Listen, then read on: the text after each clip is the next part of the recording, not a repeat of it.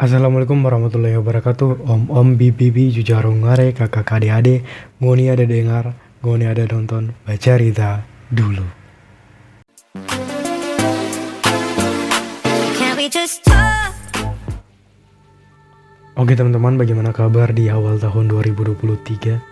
Pasti kalian ada yang kaget kalau baca cerita dulu sekarang sudah dalam bentuk video podcast. Tapi dalam beberapa platform podcast yang belum support video podcast mungkin masih belum lihat wajah saya. Tapi kalau di Spotify sudah lihat. Semoga konsisten, semoga lancar dan panjang podcast bercerita dulu ini ya teman-teman. Jadi sesuai judul, kita akan baca cerita-cerita seram yang ada di Reddit. Jadi judul dari cerita ini adalah jika kau melihat pria ini di tepi jalan, jangan pulang ke rumah. Jadi jika kau melihat pria ini di tepi jalan, jangan pulang ke rumah. Kami di sini memiliki urban legend yang disebut dengan si pria salah jalan. Barangkali kau akan melihatnya sedang berdiri di samping jalan ketika kau sedang mengemudi. Beberapa orang mengatakan kalau kejadian itu selalu terjadi pada saat kita sedang perjalanan pulang menuju ke rumah. Jadi aku telah mengemudi dan telah melihat foto-foto si pria salah jalan itu. Foto-foto itu tersebar di antara kami melalui pesan teks. Foto-foto tersebut beredar di kalangan pelajar, pekerja, teman, dan bahkan keluarga. Anehnya, saya tidak pernah sama sekali melihat foto-foto dimuat secara online. Saya tidak yakin apakah itu disebabkan karena rasa takut atau karena mereka yang telah mengambil gambar tersebut bermaksud untuk mengabadikan kemestikan urban legend itu hanya di lokal kami saja. Saya sudah cukup yakin kalau foto-foto tersebut hanyalah hoax. Hanya seseorang yang berdandan atau menyerupai si pria salah jalan, bahkan mungkin orang itu ada di setiap foto. Sejauh penglihatan orang-orang terhadap perawakan pria itu, dirinya terlihat memakai pakaian sobek-sobek secara terbalik, biasanya kemeja flanel dan juga celana jeans. Lukisan wajah tersenyum secara terlihat realistis, menyeramkan juga, sampai dia berpaling ke sebelah dan kau dapat melihat permukaan wajahnya yang rata. Kelihatannya dia mencukur habis rambutnya, melukis wajah di belakang kepalanya, dan meletakkan rambut palsu sebahu untuk menutupi wajah aslinya. Kenalanku yang mengaku pernah melihat si pria salah jalan itu berkata bahwa mereka menunggu selama seminggu sebelum berkendara ke rumah, menginap ke rumah teman atau hotel, bahkan tidak segan-segan untuk mengemas barang masuk kembali dalam koper. Kesepakatan umum di sini seperti itu. Apabila kau melihat si pria salah jalan saat dalam perjalanan menuju ke rumahmu, jangan melanjutkan perjalanan. Baiknya untuk berbalik pergi dan tunggu setidaknya seminggu. Saya mengira itu hanyalah omong kosong belaka sampai pada suatu hari saya bertemu dengan si pria salah jalan ketika kami dalam perjalanan pulang ke rumah dari bioskop. Jadi Katilah melihatnya. Dia bilang kalau pelan-pelan, saya rasa saya melihat si pria jalan itu yang kau ceritakan. Kati ini baru saja tinggal di kota saya selama setengah tahun. Jadi salah satu dari hal-hal yang saya ceritakan padanya dalam misiku untuk berbagi sebanyak mungkin semampuku dalam membagi urban legend saya tentang si pria salah jalan itu. Apakah itu adalah satu tanda kebetulan bahwa kami baru saja berkenalan atau baru saja berbicara tentangnya beberapa hari lalu terus dia muncul? Jadi saya tidak pernah melihat seseorang berdandan sebagai si pria salah jalan secara langsung. Lewat foto-foto itu pun saya tidak pernah melihat. Jadi kaki saya bergetar dan menariknya ke atas sedikit dari pedal gas. Jadi saat itu gelap dan di sana memang di antara jalan-jalan tersebut penerangan lampu jalan tuh sedang dimatikan. Lampu depan mobil saya menyoroti dia berada di tepi jalan menghadap ke arah kami. Atau mungkin membelakangi kami, lukisan wajah itu menghadap kami, kemeja flanel, celana jeans, rambut palsu menghadap kami. Tangan dan kakinya terlihat salah. Tangan dan kakinya berada di bawah pakaiannya dengan posisi terbalik. Saya ingin tertawa tapi saya khawatir. Ketika kami berjarak 3 meter dari mobil, dia mengalihkan kepalanya dan yang terlukis menuju kami. Dia berpaling ke arah kami. Dan lukisan mata itu terlihat realistis, tapi jarak antar mereka terlalu jauh. Terlihat seakan-akan dia sedang menatap tepat ke arah mata saya. Jadi ketika kami mengemudi dan kami lambat melewatinya, saya melambai tangan kepadanya dan tersenyum, dan juga supaya sedikit mencairkan suasana, dia tidak melambaikan tangan balik. Saya melirik Katie, dia melambai juga, tapi dia tidak tersenyum. Saya melirik balik dalam sesaat untuk melihat permukaan rata dari belakang kepalanya yang terlukis dan tidak berambut itu. Dan optikal ilusi dari wajah aslinya itu berada di sana dan luntur, bahkan lebih parah dari itu. Dan juga ketika kami mengintip dari jendela spion, saat kami sudah lumayan jauh, saya kayaknya melihat ada kilauan di bawah rambut palsu sebahu yang dia kenakan. Lalu tiba-tiba dia pun menghilang ditelan kegelapan malam. Saya mempercepat laju mobil saya dan dia tidak sedang berjalan, tapi rasanya saya agak khawatir. Apakah dia bisa mengejar kami dengan mudah? Jadi apa yang kita lakukan? Tanya Katie. Kita tidak bisa pergi ke rumah kamu atau rumah saya. Saya lihat ke dia dan tertawa. Saya lihat ke Katie. Saya tertawa. Ya, ujar saya. Setelah malam ini kita sudah diberitahu orang-orang kalau tidak pernah melihat si pria salah jalan dan langsung pulang ke rumah. Jadi saya bilang ke Katie kalau kita jangan pernah membahas kalau kita pernah bertemu si pria salah jalan. Saya jadi penasaran siapa orang yang berpura-pura menjadi si pria salah jalan itu. Saya bilang ke Katie yang bilang ke saya. Dan aku juga penasaran kenapa mereka melakukannya. Menurutmu apa kita perlu memutar balik dan mencoba untuk berbicara kepada mereka? Katie berbicara kepada saya seperti itu. Kusarankan tidak, kata saya.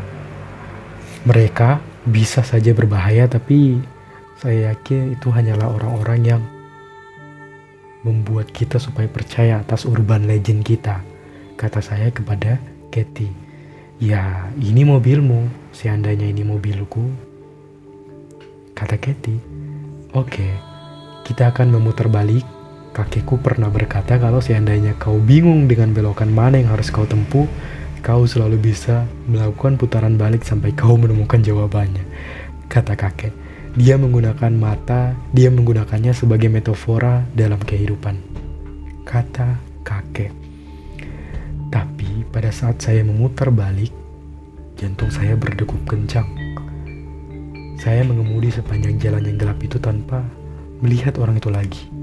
Tempat itu hanya berjarak beberapa meter dari arah itu, jadi tidak mungkin dia bisa berjalan ataupun berlari meninggalkan tempat itu.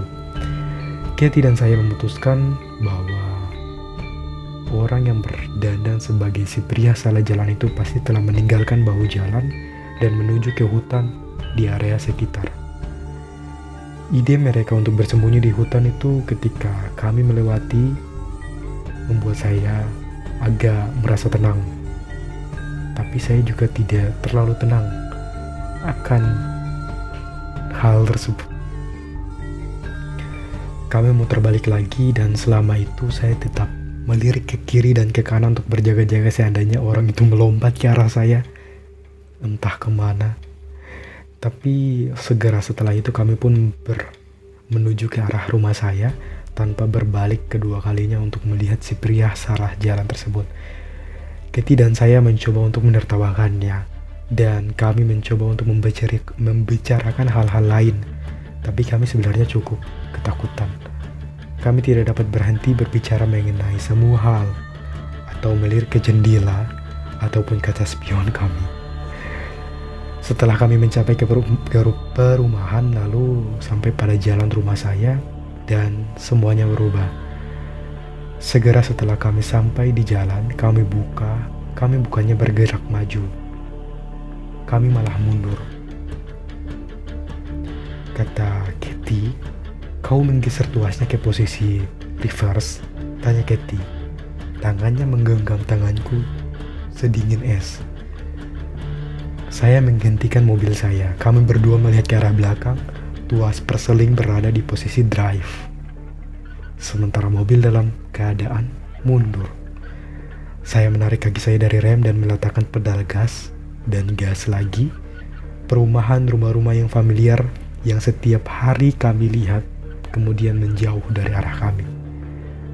Mungkin ada yang salah, kata saya. Tapi ketika saya mencoba untuk bergerak maju lagi, saya melihat ke arah samping, lalu ke arah spion. Kami tidak bergerak. Tidak berdasarkan pemandangan-pemandangan itu di depan kami, rumah kami mengecil setiap kali kaki saya menginjak pedal gas. Tapi dari samping belakang itu terlihat seperti kami diam di tempat. Dari samping belakang kami diam di tempat, tapi dari depan kami seolah-olah menjauh dari perumahan tersebut. Di jalan itu semuanya terang, banyak lampu jalanan.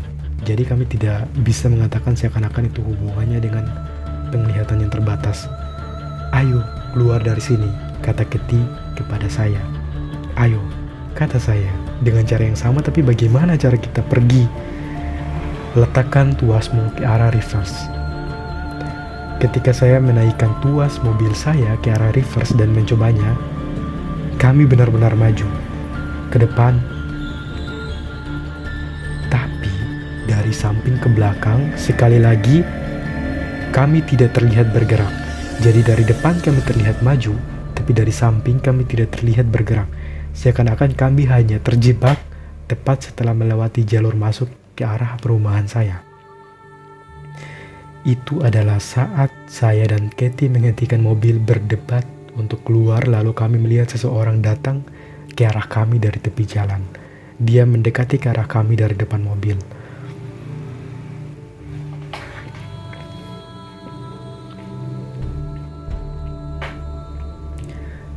Saya tidak begitu yakin berapa jaraknya, tapi saya lihat kalau dia sudah berjarak sekitaran 6 meter dari arah saya. Saya tidak tahu, membutuhkan waktu beberapa lama untuk menyadari peristiwa ini. Mungkin ini karena sesuatu yang saya tidak ingin. Tapi saya mengenal tetangga saya dari belakang kepala dan bentuk tubuhnya, mana hal ini tidak terlihat biasa, di mana orang yang mendekat itu sepertinya orang lain. Saya juga sering melihat dia berhenti bekerja di kebun, dan juga saya sering melihat dia berkendara. Dia sedang berjalan berbalik menuju ke arah kami. Jadi dia dalam posisi berbalik menuju ke arah kami. Dia mendekat, lalu dia terdiam, lalu dia mulai berteriak, ukah klonot, lagi dan lagi, berdiri di tempat, punggungnya menghadap ke arah kami. Baru setelah itu saya tersadar kalau dia mengatakan, tolong aku, secara berbalik badannya. Saya menurunkan jendela mobil. "Pak Nelson, ada apa?" kata saya. Dia berhenti berteriak. Sekarang karena jendela saya terbuka, saya mendengar badannya berdetak dan patah. Darahnya tumpah dari celah-celah pergelangan tangan dan kakinya. Berubah secara drastis ketika kepala Pak Nelson terpelintir ke arah kami. Pak Nelson berbalik dan terpelintir ke arah kami, dan saya lihat kalau cahaya keluar dari arah matanya. Kemudian apapun yang telah diambil alih oleh tubuh Pak Nelson selangkah arsitektur baru dari tubuhnya. Saya dan Katie berteriak pada saat itu. Saya menaikkan jendela mobil saya. Pak Nelson melompat-lompat dengan kaki yang tidak manusiawi. Lutut dan sikunya telah merenggang berlebihan. Efek dari pelintiran tersebut, saya meletakkan kaki saya pada pedal gas dengan tuas yang masih reverse, dalam posisi reverse. Dan jendela depan kami terlihat meluncur ke arah depan, meskipun dari arah-arah samping mobil terlihat kami masih dalam posisi yang sama dan kami menabrak Pak Nelson. Darah bercipratan di arah mobil saya terselandung, kami melewati Pak Nelson. Dari sisi samping belakang tidak ada indikasi kalau mobil itu tersandung. Saya tidak melihat tubuhnya muncul di belakang kami. Saya tetap melihat kaki saya pada pedal gas dan melihat mobil saya bergerak maju dalam keadaan mundur. Saya melihat jendela rumah tetangga saya dalam kondisi pecah. Sepasang suami istri yang kurang saya kenali merangkak keluar seperti seorang bayi yang baru saja menetas, bersimbah darah dan lebih banyak darah ketika mereka melukai dirinya sendiri dengan pecahan kaca di bingkai jendela. Saya tidak yakin apa yang mereka lakukan dan apa yang mereka yakini, dan apakah mereka tidak tahu bagaimana cara membuka jendela. Ketika si istri berhenti tepat di jendela, dia tersenyum. Dia dengan sengaja menggesekkan kepalanya dengan pecahan kaca yang tajam. Daging dan darah segar mengucur. Kurasa saat itu saya melihat putihan tulang kepala. Saat itu suaminya yang telah berada di tanah berlari ke arah kami. Saya melaju ke depan. Mereka dan rumah mereka menghilang dari arah samping dan belakang kendaraan, yang mana lagi-lagi saya masih terjebak di arah perumahan menuju ke rumah saya. Jadi tiba-tiba semakin banyak orang keluar dari rumah mereka. Mereka keluar dengan bagian tubuh yang terlilit dan rusak. Semakin mereka melukai diri mereka, ketika mereka keluar, mereka berlari ke arah kami dengan kaki yang terbalik, menumpa-numpa tangan terbalik mereka dari belakang. Semua tentang mereka tidak lagi hal yang benar. Tak lama dari itu saya mendapati diri saya menginjak rem. "Jangan berhenti," kata Katie yang di dalam mobil itu. "Kita akan dikejar mereka."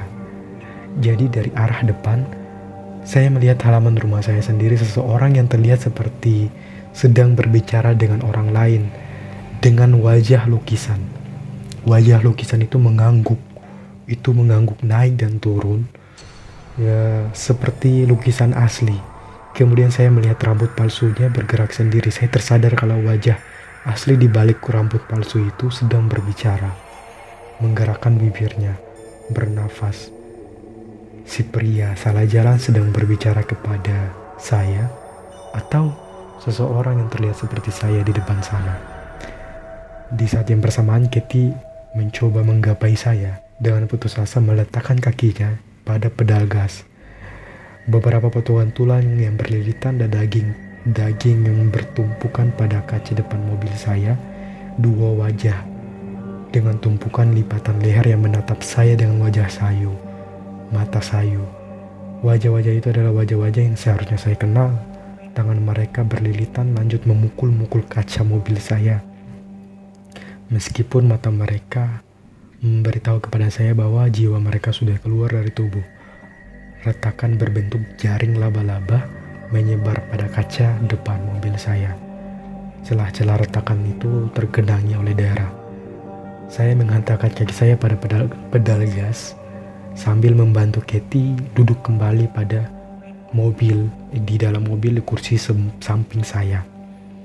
Kami berhasil menyingkirkan mereka dan tepat setelah itu kami pun menabrak seluruh keluarga-keluarga secara beruntun dengan mobil. Saya tidak memiliki waktu untuk merasa bersalah. Mereka bukan tetangga saya. Katie dan saya mulai berubah. Saya mendengar beberapa tulang patah. Saya merasakan sesaat kemudian seperti ada sambaran petir, kemudian disusul oleh suara kemudian. Katie dan saya berteriak hampir secara bersamaan dan dengan nada yang sama. Rasanya seperti paduan suara, rasa sakit, rasa takut yang baru saja dimulai. dengan semua instrumennya. Sandarkan kepalamu, teriak saya. Saya mencoba untuk memastikan bahwa kepala saya melekat pada kursi. Jangan membiarkan terpelintir. Tidak peduli apapun yang terjadi pada sisa tubuh kita, kita tidak boleh membiarkan mereka membunuh kita. Saya tahu, ucap Katie. Cukup kau keluarkan mobilmu dari sini, memutarkan balik mobil itu, apapun yang terjadi, kata Katie kepada saya. Memutar balik, pikir saya. Seperti apa yang kakek saya katakan tentang hidup tadi, bagaimanapun jika kau tidak mengetahui apa yang harus dilakukan, kau selalu dapat memutar balik. Tuas berada dalam posisi reverse, namun masih tetap berjalan ke depan. Saya membanting setir sampai terdengar suara decitan roda mobil saya. Saya tidak melirik ke sisi samping dan belakang. Saya terus melaju, menuju kembali ke arah tempat kami masuk. Si pria salah jalan itu menunggu. Dia menungguku di persimpangan antara halaman rumah saya dan jalanan. Mulut lukisan itu selama-lamanya menyeringai. Mata lukisan itu terlalu lebar dan juga tak kuncup berkedip. Kami melewatinya, berkendara keluar dari kompleks perumahan yang berbagai hal aneh kami sudah alami. Saya dan Katie masih belum keluar dari jeritan masalah itu. Saya dapat membawa kami sampai pada stasiun gas terdekat sebelum kaki dan tangan saya gemetaran, yang mana sebagiannya telah terpelintir dan mengalirkan darah yang benar-benar berhenti berfungsi. Saya di saat itu pingsan seketika, tapi Katie memberitahu saya untuk tetap sadar sampai ambulans tiba. Saya tidak iri padanya. Kami menghabiskan berbulan-bulan di rumah sakit dengan tulang-tulang yang patah, juga persendian dan otot yang sobek. Kurasa satu hal yang telah menyelamatkan kami dari kerusakan permanen tersebut mungkin karena kursi kendaraan kami yang menahan perubahan kami. Kami mengatakan kepada dokter-dokter kalau kami baru saja mendapat kecelakaan mobil. Mereka menggelengkan kepala mereka pada kami dan tetap menanyakan pertanyaan. Saya tidak ingin pulang sebenarnya. Kami berdua tidak ingin alasan kenapa saya pulang ke rumah adalah karena salah satu dari tetangga yang telah kami tabrak datang ke rumah sakit untuk mengunjungi saya. Mereka terlihat baik-baik saja, seakan-akan tidak ada terjadi peristiwa-peristiwa sebelumnya dengan si pria salah jalan. Tidak pernah mengubah mereka menjadi apapun itu. Tetapi kerusakan yang terjadi pada kendaraan saya dan juga yang pada saat itu sedang bersama-sama dengan Katie, itu tetap terjadi. Kerusakan mobil tersebut secara mental dan fisik, dan selama tubuh kami dalam perawatan, kurasa saya dan Katie tidak akan pernah sama lagi. Sekian teman-teman, ini adalah cerita horor yang saya bacakan dari Reddit dengan judul "Jika kau melihat si pria ini di tepi jalan, jangan pulang ke rumah." Sekian podcast Bercerita Dulu edisi baca cerita horor. Wabillahi taufiq wal hidayah. Wassalamualaikum warahmatullahi wabarakatuh.